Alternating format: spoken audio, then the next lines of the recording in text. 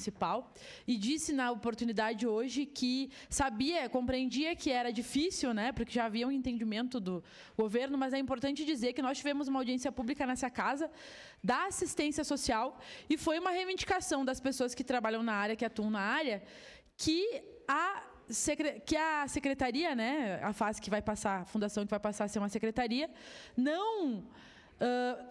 não receba as atribuições da proteção social que hoje está na segurança, porque nós percebemos que é um avanço transformar a FAS numa secretaria, porém, não é um retrocesso ter outra política pública. Imaginemos se na saúde tivesse uma outra política junto, na educação tivesse uma outra política junto, aí na assistência agora estão propondo para que tenha proteção social, e nós acreditamos que ou deveria continuar da forma como está, ou deveria se criar um outro espaço, um outro fórum para a proteção social.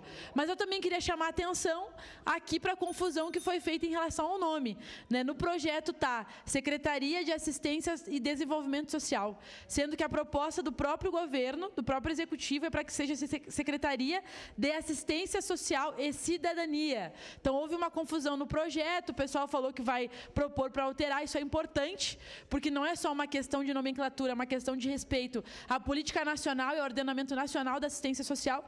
Também queria dizer que foi um avanço, né? A vereadora Rose articulou ali o projeto para a criação da comissão de assistência aqui dentro. Nós tivemos um acordo de criar a comissão de assistência, já que a única política pública que não tem, né, uma comissão prevista, num primeiro momento, sem assessoria. Nós não estamos interessados em novas assessorias, vereadora Rose, e sim que a política tenha uma comissão para que se debata esse assunto. Então, nós, obviamente, votaremos favoráveis a essa emenda. Sabemos que não temos voto para passar ela, porque já há um entendimento no governo. Porém, né, é importante registrar que nós seguiremos com esse debate, porque acreditamos que é importante que a Secretaria de Assistência Social tenha apenas nessa política prevista. Obrigado, senhor presidente. Obrigado. Encerradas as declarações de voto, passemos ao registro eletrônico.